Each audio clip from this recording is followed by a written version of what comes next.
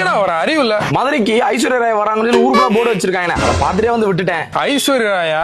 அது ஐஸ்வர்யம்டா.